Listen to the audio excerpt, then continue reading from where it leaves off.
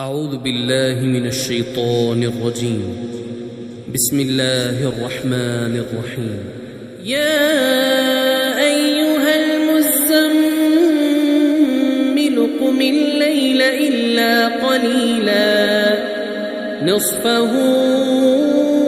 أو انقص منه قليلا أو زد عليه ورتل القرآن ترتيلا إنا سنلقي عليك قولا ثقيلا إن ناشئة الليل هي أشد وطئا وأقوم قيلا إن لك في النهار سبحا طويلا واذكر اسم ربك وتبتل إليه تبتيلا رب المشرق والمغرب لا إله إلا هو فاتخذه وكيلا واصبر على ما يقولون واهجرهم هجرا جميلا وذرني والمكذبين أولي النعمة ومهلهم قليلا إن لدينا أنكالا وجحيما وطعاما ذا غصة وعذابا أليما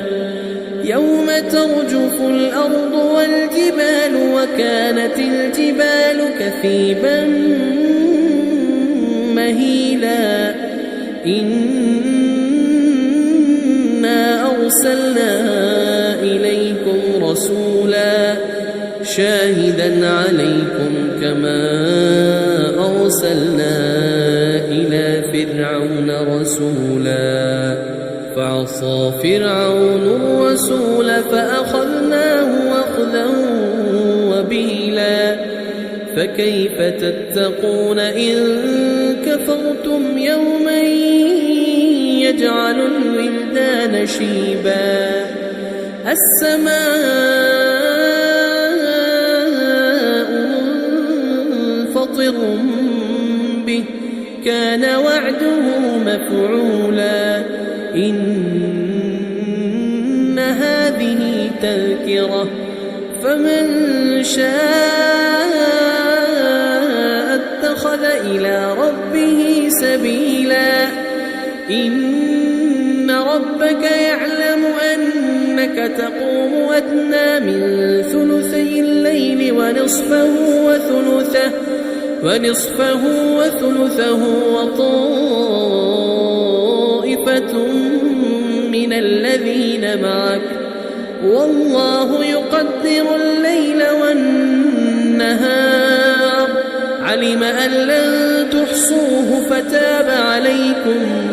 علم أن لن تحصوه فتاب عليكم فاقرؤوا ما تيسر من القرآن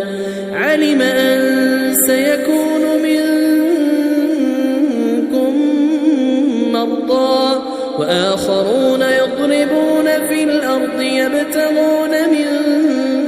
فضل الله وآخرون يقاتلون في سبيل الله فاقرؤوا ما تيسر منه